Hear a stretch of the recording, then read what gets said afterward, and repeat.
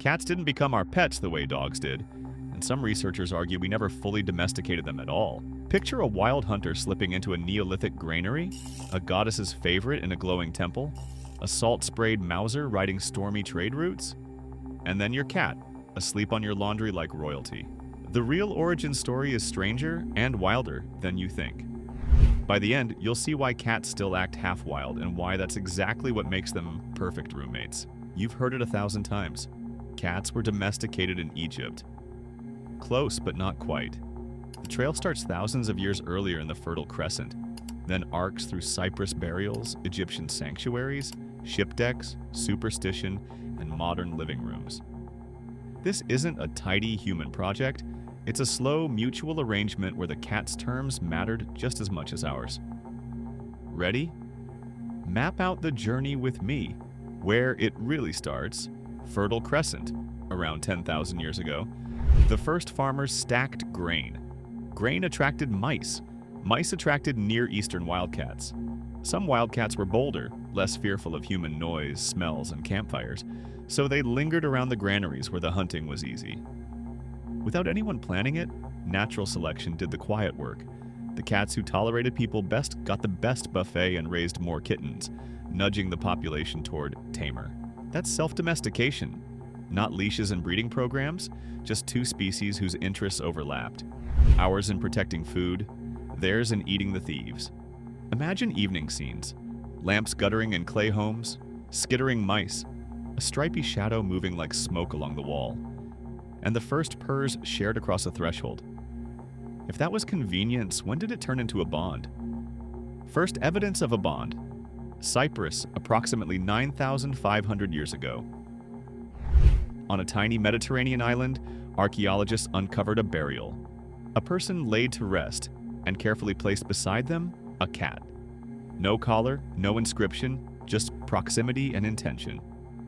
It's the earliest clear sign that humans saw cats as more than background pest control. Nearby figurines even blend human and feline, hinting that people had already folded cats into their stories. Part practical, part spiritual. Think about what that means. Someone chose to share eternity with an animal that could have walked away at any time. Long before the painted chairs of Egypt or the mummified bundles, there's a quiet grave and a shared goodbye. From an island burial to a civilization that crowned cats with divinity. Spotlight era, Egypt, approximately 3,600 years ago. In Egypt, cats step into the light, literally. Wall paintings show sleek felines under chairs at banquets, wearing collars, catching birds in papyrus marshes. They're linked to Bastet, a goddess of home, protection, and fertility. Temples and households alike treated cats with reverence. In some eras, harming a cat could trigger severe punishment. Cat mummification wasn't a quirky one-off. Millions of tiny linen-wrapped bodies attest to a cultural devotion that lasted centuries. But Egypt didn't start the story. It amplified it. Here, the world sees cats not only as mousers, but as symbols of grace, guardianship, and the fine line between the tame and the wild. Revered or not, cats had other places to be and ships to catch. Cats go global, trade in ships, around 2,000 years ago. As trade networks stitched the Mediterranean to distant coasts, cats found the perfect ticket: grain ships. Where there's food storage, there are rodents. Where there are rodents, there are cats. Sailors welcomed their stealthy crewmates, and cats hopped ports, colonizing harbors and farmsteads from North Africa to Europe and into Asia. Over centuries, populations mixed, Near Eastern lines, Egyptian lines, and local wildcats blending traits, yet the core desert hunter toolkit endured. Keen night vision, water-conserving physiology, heat tolerance, padded stealth. On deck, a cat might earn a name and a spot in the log. On land, they'd slink off at night and return when the galley clanged. They weren't baggage, they were partners with their own itinerary. So if cats spread everywhere, how much did we actually change them? Domestic or just roommates? Compare dog and wolf. Huge changes in skull shape, body, behavior. Compare house cat and wildcat. At a glance, they're near twins. Cats can go feral in a generation and do just fine. They still interbreed with wildcats where ranges overlap. The big shifts weren't size or teeth. They were subtler: tolerance of people, coat patterns, a broader comfort zone near humans. That's why many scientists call cats semi-domesticated or commensal. They live with us because it suits them, not because they were redesigned from the ground up. It also explains their vibe. Cats aren't disobedient dogs. They're a different contract. One that reads, "We cohabitate. Respect my agency." Were there other cat paths that almost happened? The Road Not Taken, China's leopard cats.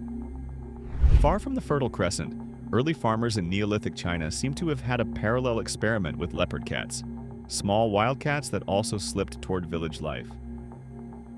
For a while, it looked like a different feline might fill the mouse catcher niche, but modern domestic cats trace their ancestry back to Near Eastern wildcats, not leopard cats. Multiple starts, one finish line. It's as if cats auditioned humanity in several places, and, in the long run, one lineage signed the long-term lease. Then came a colder chapter: fear, folklore, and a test of 9 lives. Superstition and survival, the Middle Ages. In parts of medieval Europe, cats, especially black cats, picked up a reputation as omens or witchly companions. Some communities culled them. Pamphlets painted them as sinister. Historians debate how widespread or impactful those campaigns were, and whether they worsened rodent-borne disease. What's clearer is that many people never stopped valuing cats. Farmers knew a good mouser saves grain. Sailors practically made cats part of the safety equipment. In port towns, you can almost hear the tavern gossip. We leave at dawn, someone feed the cat. Through fear and famine, cats persisted the way they always do. Quietly, efficiently, on their own terms. Which brings us to the present, where the wild still peeks through the whiskers. Modern cats, half wild, 100% beloved. Watch your cat for a day and you'll see the ancient code running. Dusk zoomies, prime hunting hours, a still tail and twitching jaw at the window, prey lock and frustrated bite reflex, the independent patrol between cuddle sessions. My territory needs checking. Genetically, today's house cats diverged far less from wildcats than dogs did from wolves. Selection pressed hardest on behavior and pattern, not on remaking the animal. That's why training a cat is part negotiation, part enrichment, never command and control. And honestly, that's the magic. They're not dependent. They're choosing us again and again, nap after nap. Myth bust lightning recap. Not Egypt first. Fertile Crescent first. Cyprus shows the early bond. Egypt made cats sacred. Ships spread them worldwide. And today, still semi-domesticated hunters who also steal your warm laundry. So did we domesticate cats, or did cats domesticate us? From granaries to temples to decks to sofas, they kept their toolkit and their independence, and somehow fit themselves into our stories without losing themselves. Maybe that's why we love them. A little wild at the edges, perfectly at home in the middle, and always acting like this was their idea. Because in a way, it was. If this gave you a new lens on your living room panther, hit like and subscribe to Wandering Pets. Tell me in the comments, what's the most wild thing your cat still does at home? The best ones might show up in our next video.